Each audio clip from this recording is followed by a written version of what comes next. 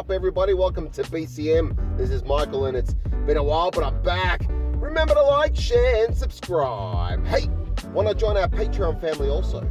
Stick around to the end to see what the experts have to say. I'll put a timestamp below, but first I'll break down what I think. I think it was WWE's Conan whom often and eloquently remarked when speaking fondly of his beloved NWO Wolfpack that it was time to get bowdy and rowdy. And the hulking wordsmith could not be more right, as we are about to witness two warriors go at it like a pair of territorial alpha male wolves.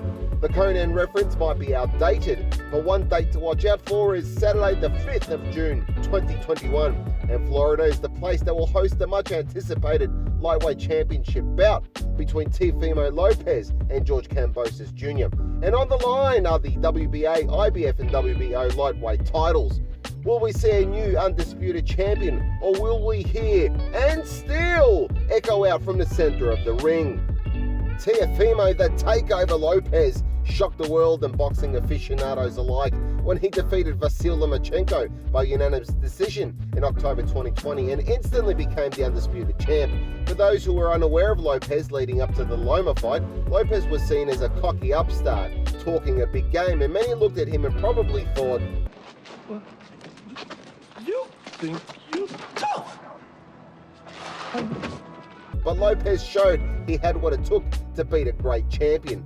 Size was one of the factors that played a role in the defeat of Loma, and it proved that even sublime boxing skills are not always enough when fighting an opponent naturally bigger in terms of power and mass. Lopez has that dense, compact, powerful and explosive frame that caused Loma trouble in their fight, and it's true that Loma seemed to wake up in the 6th or 7th round to get back into the bout and not fight as fearful of Lopez's power, but by then he was playing catch-up.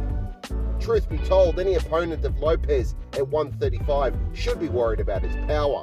But as well as possessing strength and power, he also possesses ring smarts and good movement. Lopez is also quick and has amazing timing. He's like a Swiss watch, and he displayed plenty of that in the Loma fight. Lopez picks his shots and waits for the perfect moment to throw, often beating his opponent to the punch. Literally. Just one good example of many is in the fight with Richard Comey, where in one exchange both fighters went to throw the exact same punch, an overhand right, but because Lopez timed it better and got in there fast, he connected first and put Comey on spaghetti legs. At just 23 years of age, Lopez has outstanding talent and confidence, and it's scary to think how much better he will get as the years go by when he accumulates more experience and fight knowledge. Keep in mind, he's only had 16 pro fights, winning all of them with 12 by way of knockout. What he has accomplished this far is extraordinary, but now comes a different test as he will be defending all 3 titles for the first time against an aggressive, focused and hungry fighter in George Kambosos Jr. I wasn't born in Australia, but I have grown up here, and I can tell you that nothing excites me more than seeing a fellow Australian headline in a major boxing event that will have the eyes of the world keenly watching on. George Ferocious Kambosos Jr., or as I like to call him, Ferocious George, is that ambassador for Australia, and it will be his time to shine on the 5th, with no doubt in my mind, millions of Aussies cheering him on. I always cringe when I hear boxing tryhards use terms like cash or casuals, and the UFC deals with the same kind of fools, because any fight that brings more fans over to watch combat sports and martial arts is surely a good thing. The more people watching and interested in the fight game is good for the sport, good for the fighters, and good for business. So why these self-proclaimed experts would taunt and potentially scare off new fans is beyond me. If you hear a so-called cash say something you find wrong, maybe chuckle on the inside or explain how you think they're wrong, and get on with your life. Don't be a dick. We need more fans, not less, for this thing to work. In Australia, the Lopez and Kambosos fight is exactly the shot in the arm that boxing needs here, and we are watching the sport grow in popularity, thanks to rising stars like Tim Tszyu, the son of a legend, curiosity in the developing career of ex-rugby player Paul Gallen, and major events like Horn vs Pacquiao a few years back have breathed new life into it. Kambosos, win or lose in this fight, is the talisman for an optimistic future for Aussie boxing. Kambosos comes into this fight with a record of 19 wins, with 10 by way of KO, and like his rival Lopez, remains unbeaten with 0 losses or draws. He has an aggressive come-forward style, but don't get it twisted, bro. He's just fine moving backwards and counter-punching also. Lopez will be expecting Kambosos to come forward and maybe catch him with an uppercut, but Kambosos may suck Lopez to come to him and possibly catch Lopez with his own crafty and quick uppercut that has caught many a fighter unaware. And although he may not carry the same power as Lopez, it's the punches you don't see coming that can turn lights out. Blistering speed and a gas tank that won't quit will also cause headaches for Lopez. Kambosos is also used to bigger fighters and has been Manny Pacquiao's sparring partner for some time. Sure, sparring is one thing, but you don't spar Pacquiao without feeling his power or learning a thing or two along the way.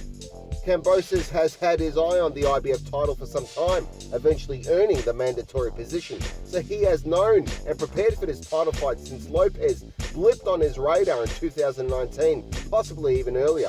At just over 5'9", Kambosos is slightly taller, but loses out in reach. In terms of resume, Kambosos has defeated two ex-champions in Mickey Bay and Lee Selby back-to-back.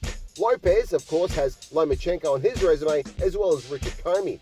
Masayoshi Nakatani, interestingly, also on Lopez's resume, gave Lopez some trouble. Yes, he was taller and rangier than Lopez, but it was his punch output and precision that gave Lopez trouble, even though he won by unanimous decision in the end. But I think this will be key. This is an exciting fight, and if I'm wrong, I'm happy to lick the mold at the base of my shower screen door, but I'm going with the overlooked underdog here in Kambosos. If the Filipinos support Pacquiao no matter what, and the Mexicans won't hear a bad word about Alvarez, don't hold it against me for supporting a fellow Aussie. I'll support any Romanian, Aussie and Gypsy fighter because these are all a part of my identity. And whenever one of my guys wins, I feel like I win too. But that's not the only reason that I think Kambosos wins. I think with a high volume, punch output, relentless pressure, and ability to take some punishment, Kambosos will eventually wear Lopez down. Before we hear from the experts, a reminder that if you want to show your support, you can like, share, and subscribe. You can help this channel grow by becoming a Patreon member, which comes with some perks. Check the description for more info. Life is a fight outside the ring, and if you are struggling with depression, anxiety, substance abuse, low self-esteem, debt, sleepless nights, and so much more, I can tell you that I have been there, and I have some crazy stories to share. But more importantly, I turned my life around, and my experiences might help you to do the same. You can find out in my book, How to Get Out of Life Traps. It's available on Amazon. Just follow the link below.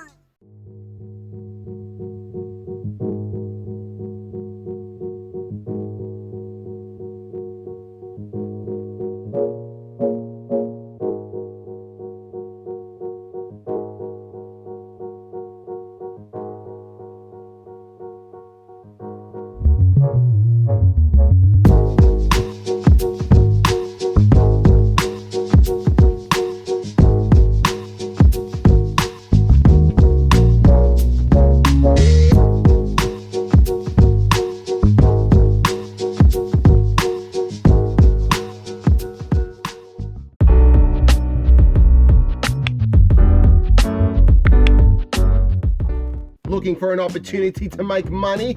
That cryptocurrency is so hard right now! I'm not a financial advisor, but it's pretty obvious that it is growing in popularity and utility, and many folks think that they have missed the boat on cryptocurrencies like Bitcoin, but they couldn't be further from the truth. You can mine Bitcoin on your laptop, PC, and mobile phone if they're half decent without having to splurge on expensive mining rigs. In fact, you can do it for free. This is not a paid sponsor. I would be in trouble with YouTube if it was and I didn't declare it. It's just simply a great opportunity and something that I'm doing. And CryptoTab can help you generate income. Click the links below and start earning money today!